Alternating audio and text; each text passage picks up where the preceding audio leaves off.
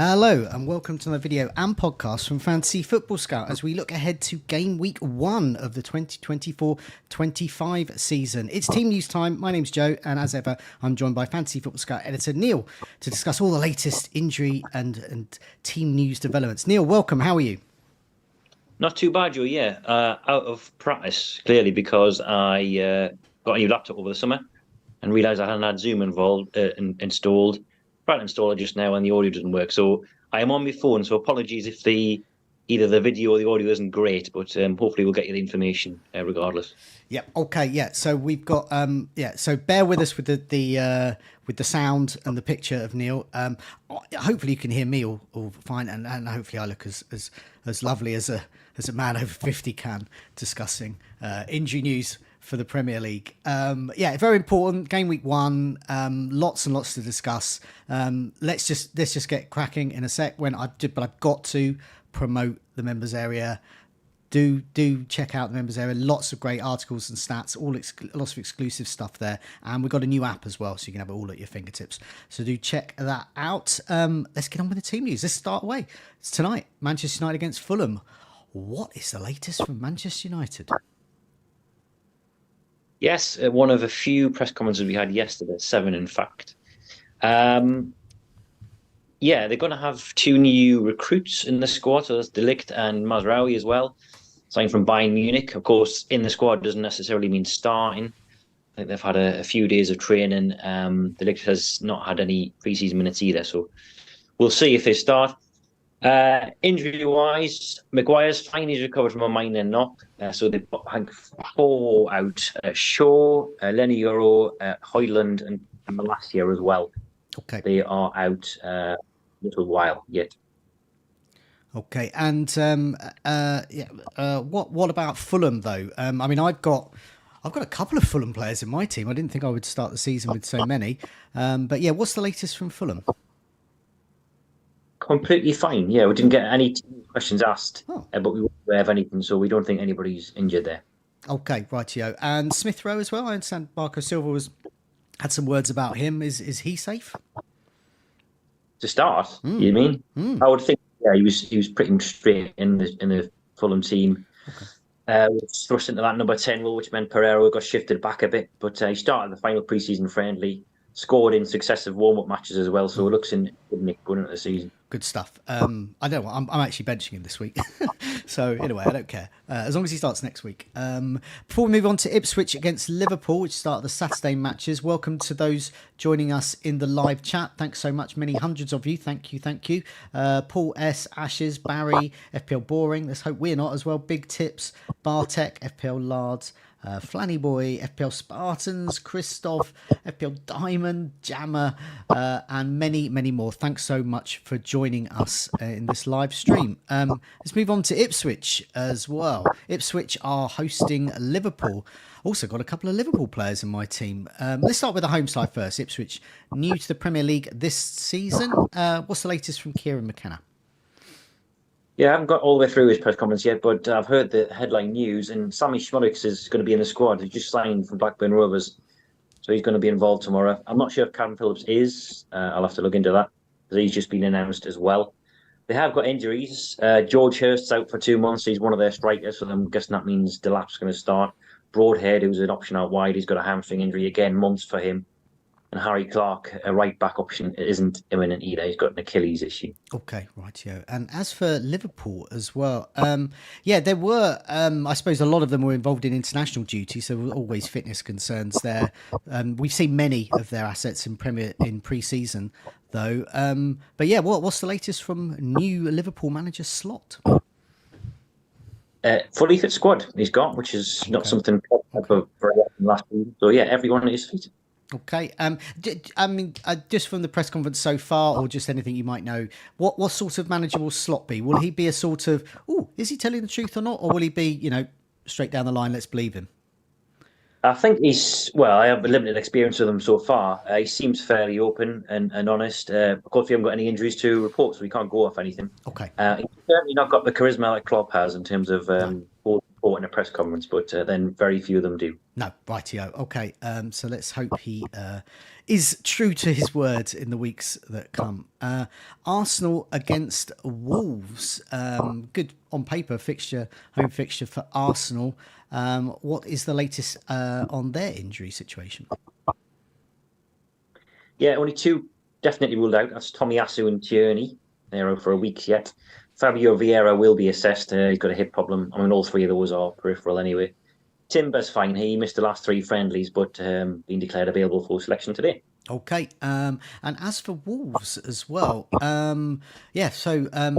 Neto has left, gone to Chelsea. The whole world of football is now joining Chelsea or Brighton, and then they'll soon join Chelsea from Brighton next season. So watch out for that. Wolves, what's the latest there? Yeah, fairly positive news. Cunha's fine. He's been training all week, so he's going to be involved in some capacity. Larson's fine as well. He played through a groin injury last weekend, the new striker, but he's fine. Daniel Podence, who's probably on his way out, he's fit and he'll be involved in the squad. Okay. So Nelson Semedo's the only notable absence. He's banned for the first three matches, red card late in last season.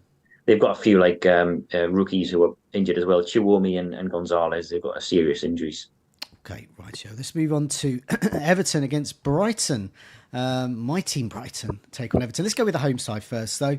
There were quite a few injuries during the summer. There was sort of a hangover from last season. What is the latest with some of those? Particularly, I think Jared Branthwaite, although at 5 million, people might not go there. But anyway, he was amongst those who were injured last time I saw. Yeah, he still is as well. He's still recovering from groin surgery, I think it is. He's going to miss out. As is Seamus Coleman. He come off last weekend against Roma with a calf injury, so he's out. Garner featured since late July. He's out as well. Calf injury again. Patterson is one of the ones from last season who still hasn't recovered. And Chimiti, who actually looked half decent in pre-season, 5 million forward. He's going to miss the start of the season as well with a foot injury. So 5 out. Michael Keane, who's going to be back up centre half. He is fit, however. Okay, and as for Brighton, quite a few new recruits. We have lost our best player, Pascal Gross, but to make up for it, we've got about 20 of Europe's best players joining us, of which Minter is in my team, and so is Barco. So I hope they're going to be playing. But what is the latest? What do we know from the new manager at Brighton? I think Bart will be playing this weekend, but beyond that, you do worry about his longer term minutes. That's partly because Estupiñán's back in training now. I think it'll be quite a while before he's fully up to speed because he's been out for so long. Same with Evan Ferguson. I think they were ahead of schedule in terms of recovery. We weren't expecting them back until September, I think, off De Zerbi's last estimate. But they're all both in training. Hurtela doesn't know if they're going to be involved in the squad this weekend. And like I say, probably a while yet before we do see that. Lamptey is the third of those who's come back. He's had a shortest time away. He actually did feature in pre-season, but I think 3 weeks he's been out. Solly March still sidelined. They might have one of their many new attacking midfielders, or the latest that they've signed, Gruder. He could be involved in some capacity, probably from the bench, very likely. I didn't hear anything on Verbruggen and Ciso yesterday, but we assume they're still Verbruggen's still out, and Ciso's it was just a couple of weeks. But Hurtela said last weekend that they'd take their time with him, so it doesn't look like they'll be involved either. Yeah, it'll be. I suspect it will be. I'd be very surprised if Minter doesn't start. All the local press are saying that he's going to start. And I think it's his place to lose, really. But we do lots of options at Brighton. Matoma is very safe as well. Barco, as you said, is safe here. But yeah, I mean, he can play left back and left wing back. But Estupiñán could be coming in for him. Barco may not lose his place. We've also got a new Turkish defender who I saw on FPL Black Box. They kept calling Kajagugu from the 80s pop band. More my era, not a youngster like Az. Or Mark, though. It's our era. Anyway, Kajagugu's joined, but I think he'll play on the right back because we're definitely lacking there. Anyway, that's enough about Brighton. People didn't come here for loads of Brighton news. Let's move on to Newcastle, your team, against Southampton. Loads of interest in Newcastle. No wonder. Home side against a promoted side, and no Europe for Newcastle. I've got Isak. I'm captaining him. I've got Gordon as well, and I haven't got a Newcastle defender, but could do. Yeah, what is the latest from Newcastle? Yeah, I'm thinking of captain side as well this week. He's going to be without a positional rival, or at least a senior one, and that is Callum Wilson. He's out with a back injury. Not for much longer, though, according to Howe. A couple of games, he thinks. Lascelles, Botman, Miley, they're longer term out. And Tonali's banned until game week 3. He's nearly back. Matt Target, again, he's just come back to training after a long period out, so he's not going to be match fit. Positive-ish sounding news on Fabian Schär. He came off last weekend, last Friday it was actually, against Girona, with a knock to his ankle. Howe said that he's hopeful, and I think he has actually been seen in training as well. So it sounds good on that. A line from Howe as well on his return international. He mentioned Gordon and Trippier, but he did say there are a couple of players who are still a little bit away from their optimal levels, having come back later. So obviously that leaves those two, I think. Just getting a few comments in the live chat about the sound. Do apologise for that. As we explained at the beginning, Neale had some technical issues, so he's actually on his phone, and any popping you can hear, that's his phone picking up whenever someone else speaks, i.e. me, basically. But do bear with us. We'll give you all the information we can, and you can still hear Neale. Even if the sound isn't as perfect as it will be next week. Okay, so that's Newcastle. Gordon, do you think he's going to start, then come off about 60, 70 minutes, or would he be a sub? Yeah, that's exactly what I'm predicting, about an hour. I think he might, either way, whatever happens, he will get managed minutes. I think he's going to last 90. I'll put him in the predicted 11, but I think that's exactly what will happen if he does start. It'll be Barnes coming on. Right, yeah. Okay, and for Southampton as well. I haven't had too much interest in Southampton, partly because this fixture sort of clouded me against them. But they do have some good new recruits there, Brereton Diaz, for example. And they've got Adam Lallana back as well from Brighton, former Saints player. So yeah, what is the latest from Russell Martin? Yeah, they've got Lallana, but he's not fit. Not too far away. Him, Sulemana, and Ross Stewart, and Van Lorios actually all getting closer. But Martin said yesterday, I think they're sort of targeting the Carabao Cup, which I think is after game week 2 for all of them. They've been out for various lengths. Ross Stewart's been out for the best part of 2 years, but he is one of the 4.5 million forwards, so a name to monitor. He did have the record in the Championship, but yeah, those 4 are the only ones who are out, and it's all mostly match fitness, really. Okay, rightio. Let's go to Nottingham Forest against Bournemouth as well. I did. I started the summer with loads of Nottingham Forest players in my team, and I've got none. I've completely gone off them as well. But nevertheless, those who do have Nottingham Forest players, who's likely to start, who's not, who's injured anyway. So I was muted there, trying to keep the noise down. Nobody's injured by the sounds of it. Although Nunes, a bit like Cooper, and he's not 100% clear on TV, but he did say there was nothing serious yesterday. So now it's just about who he picks, because he did throw a curveball in the final friendly by benching Hudson-Odoi and Elanga. Okay. But I think that was just a case and sharing minutes. Right, yeah. So it looks like Chris Wood will start up front, or you would imagine. But yeah, out on the wings, it could be.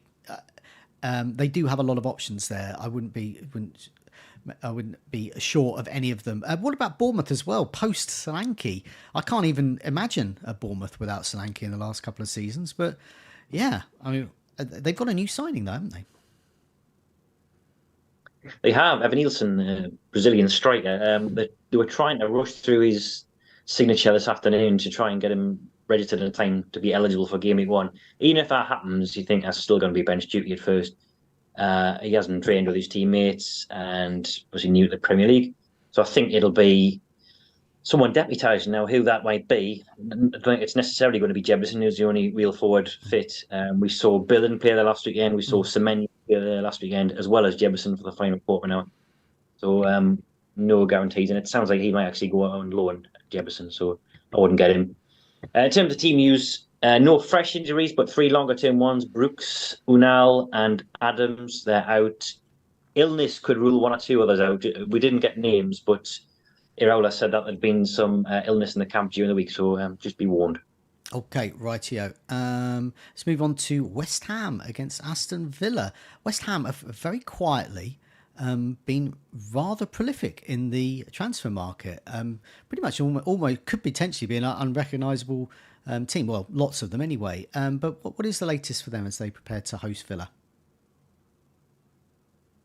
Yeah, I don't think there's much in the injury front. Alvarez came back from the Copa America with a hamstring injury, so I think he's the only one who's a doubt.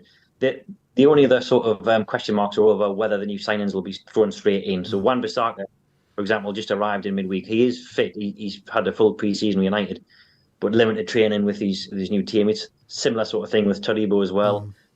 Whereas the opposite with like Fulkrug, he's been there a little bit longer, I think about a week and a half. However, he didn't have much involvement in pre-season because he was at the Euros with Germany and then late. Yeah. So I think the only of the 8 signings, the only one you would say is definitely going to start is Kilman.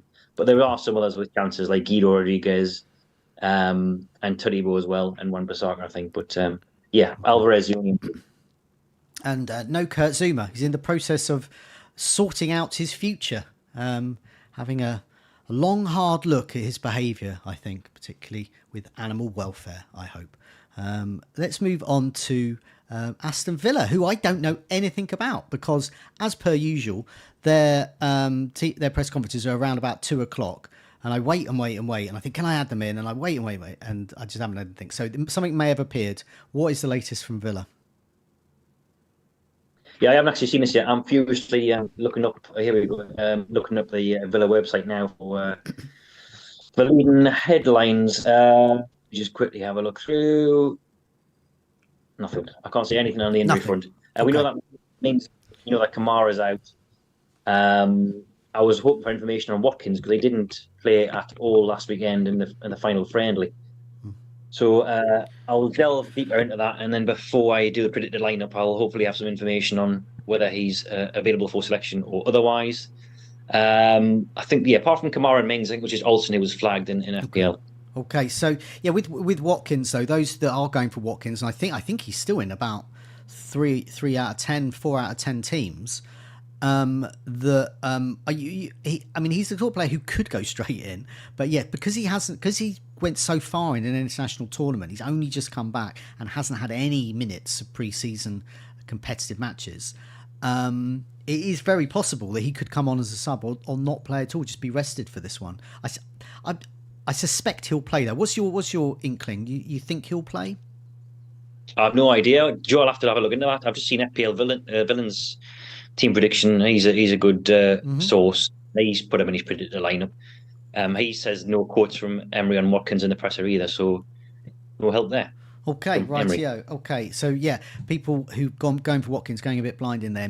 People might want to sort themselves out, but Watkins. For me, I think game week 3 is the time to get Watkins. Too much uncertainty for me at the moment, and the fixtures aren't good this week and next week. Let's go for Brentford and Crystal Palace. A few people in the live chat were asking about Eze. Let's go with the away side first because this could be quite potential. There could be some potential comings and goings there, which will impact the team quite a lot. Mark Gahey speculated coming to your team, Newcastle, and the injury to Bob at Man City that we'll come to in a sec has meant they're in need of a player like Eze, who they have courted for some time. But yeah, what is the latest with Palace and their sort of transfer issues? Well, Glasner said this afternoon that Mark Gahey's, as things stand, a Palace player, and he's in the squad Sunday. He's trained this week. He actually played in the final pre-season friendly as well last weekend. When a lot can happen in 48 hours, we've seen today with a few of the signings being rushed through for midday for the deadline for tomorrow. I wouldn't be surprised if there's developments. Apparently, Newcastle's gone back in with a 4th bid. So for now, he's a Palace player and he's starting, but that could very, very quickly change. Okay. So that Riyadh could come in. Injury-wise, Palace are in quite a good place. Frank is the only one who's got an injury. He's got fractured rib. Mateta is back from the Olympics. He's training again, but he did play 6 games in just over a fortnight, and 2 of those went extra time. So I wonder whether Glasner will just ease him in and play Edouard from the start here. Okay, Eze, we think he'll play. There's no mention of Eze in this sort of underlying Man City interest in him. No, I mean that's going to rumble on as well. And Pep said today that the City might reinvest after Bob, but again, a lot can happen because they're playing on Sunday, aren't they? Against Brentford. So a lot can happen in 48 hours. But for now, he is don't think he's as imminent as possibly Gahey is in terms of an exit. Okay, let's go with Brentford as well. I mean, they've got this ongoing transfer issue as well with Ivan Toney, who they're happy to sell for money. They're happy to keep because he's good. Did Thomas Frank say anything about Toney's future? Yeah, he did. Well, he said he's available for this weekend anyway. He's trained with a smile on his face, he said. He got 45 minutes last weekend again in the final pre-season friendly. So he's available. Whether that's still the case beyond game week 3 remains to be seen. They are still without Henry and Hickey, so they are their first choice fullbacks, which I think why a lot of people are interested in Palace from the off, because fullbacks are in short supply at Brentford. They're going to struggle to be back before game week 4. De Silva's out as well long term, and so is Thiago as well, their new striker, who was meant to be the new Tony. He's out until around about Christmas, I think, with a knee injury. Oh, just quickly to go back to Palace as well. Kamada's a player that's impressed in pre-season. We think he'll definitely start for Palace. Yeah, I think so. Yeah, I think today he will. Sorry, this weekend he will. They do have Sarr they brought in as well. There's rumours of them going back in for Zaha. That's quieting down a little bit. But for the time being, yeah, I think he's a starter. He's had all of pre-season. He's an option in a deeper role as well. He's played in centre midfield in pre-season, but he's predominantly, I think, going to be the Elise replacement for now. Okay. Let's see if we can recruit anybody else. Okay, right, Joe. And just before we leave Palace, just a quick moment for everyone to think of Nathan Ferguson from last season, who never quite made it onto the pitch, but we always hoped. I did play an LCL minor chord in his honour during the summer on Twitter for him. Chelsea, Man City. This is a crunch game. Now Chelsea, a lot of new recruits, a lot of comings and goings there, and Man City as well. They've had a lot of their players, like Bob, had a great pre-season, but now, I mean, this is awful, really, for him, because he was pretty much guaranteed to start. He is out. He's going to be out for 3 or 4 months. I did see that. I think that news broke sort of yesterday. But let's go with Chelsea first. I'm assuming Reece James is unavailable, this time for a multitude of reasons. Yeah, double whammy, suspended and injured. So he is banned, I think, until game week 4. Yes, I think that's right. He's not available for the first 3, and he's got a hamstring injury as well. It doesn't sound too serious, but we're not going to see him before September. Other than that, it's a fully fit squad. Gallagher's not being considered. That's just for his feature lies elsewhere. Neto's going to be in the squad as well, the new signing, but probably from the bench. Okay, and as for Man City, so yeah, the big story about Oscar Bob not going to play. I mean, who do we think is going to replace him on the right wing? Bernardo, I would presume. Yeah, possibly. He didn't get many minutes last weekend. Doku is an option there because he can play on both flanks. Stabio, the new boy, he can play on both flanks as well. So, and both of those got more minutes than Bernardo last weekend. So yeah, it remains to be seen what he does, because there's a few players. I mean, he mentioned as well as Bob being injured, and Rodri's not going to be considered for this one. They do have a lot of players late back from international. So Foden, Walker and Stones, the England contingent, they weren't even involved in the Community Shield last weekend. They've only started training this week, I think just 2 or 3 days. So I would have serious doubts about those starting. I think they'll be in the squad, but limited minutes. So a lot of uncertainty. You might get people like McAtee starting this weekend. Rico Lewis, for example, could start, I think, at right back. So it's going to be an odd-looking City side, I think, in the first game week. Okay, right, yeah. And the final game is Leicester and Tottenham. Now, given Tottenham's frailties at the back, given Leicester's lack of attack, it's a situation of a very movable force meets a very stoppable object. Yeah, and at the other end, whatever the opposite is, of that, Tottenham's terrible defence, but Leicester completely shorn of options in attack as well. So I'll start with the hosts. Yeah. As is polite. Cody is out for a month. He's one of the centre halves, but it's further forward where the usage lie. Vardy, Cooper said he was still a little while away, but he's in the latter stages of rehab. Now, knowing Cooper, we know this from Forest, I wouldn't even be surprised if Vardy appeared on Monday night, because he's the least trustworthy of all the managers. Ooh. He sounds like he's close anyway. That's not the case with Patson Daka. He's going to be out for months. He had an ankle injury last weekend in the final friendly. So if those two do miss out, and again, just take what Cooper says with a pinch of salt, they've only really got Tom Cannon left as a forward, and he didn't even come on last weekend for Daka. It was Mavididi, one of the midfielders. Okay. So they were playing like without a striker effectively, and they were already struggling for goals in pre-season. So I think that's pretty much them. But I know. So you don't think that Tommy Cannon's going to get on the ball at all? Oh yes, very good. Yeah, Cannon and ball, excellent. Another one for the teenagers. That cool. Yeah, I know the demographic. Yeah. I think you get minutes.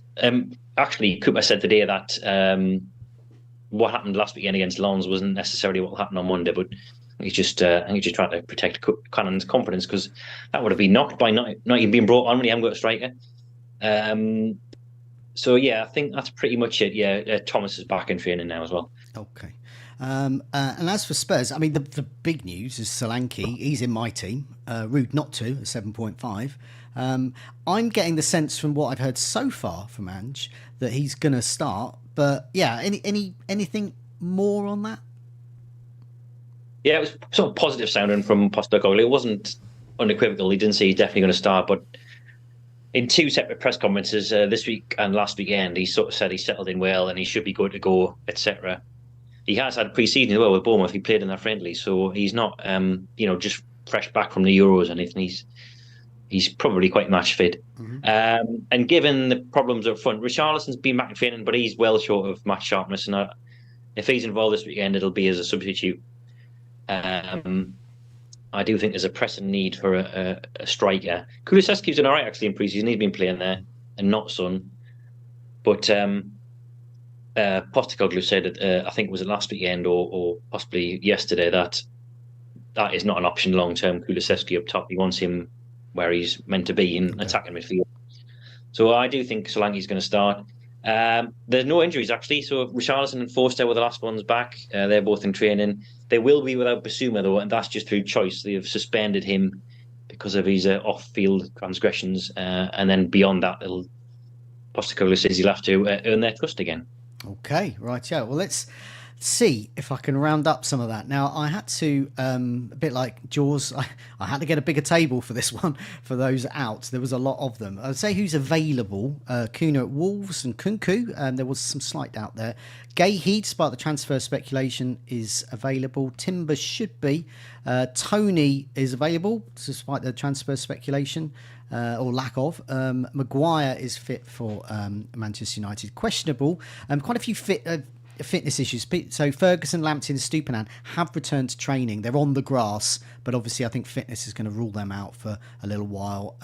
Stones, Foden, Walker are also back, but we haven't had an update on their training. We assume they're back in training. But they are not. They haven't had any pre-season there, so it's unlikely they'll start. But they might get some minutes. And Bournemouth's new Brazilian striker, registration issues might keep him out. But we never know. That could be sorted. Could play. Major doubt. Richarlison, I would say, is a doubt because of fitness issues, because of lack of pre-season, and Branthwaite as well, probably out for Everton because of groin issues. Oscar Bob, we mentioned, that was the really big news. That did affect a lot of people's teams because a 5 million mid that's playing for Man City was quite handy. A long-term leg injury will keep him out for some time. Basuma, this is the first appearance of laughing gas, which is a misdemeanor that he has incurred. So he's incurred the wrath of Ange there, and so he will not be playing. First appearance of laughing gas. Hopefully it's the last as well. Alvarez has got an injury there, and Cease over Bruggen amongst the Brightons definitely outs. Rodri's definitely out, fitness reasons, very late back. Wilson's not back, it's his back. He will not be back for Newcastle. Tonali, it's another appearance of betting in this list of reasons for them to be out. His suspension continues. Semedo is another suspended.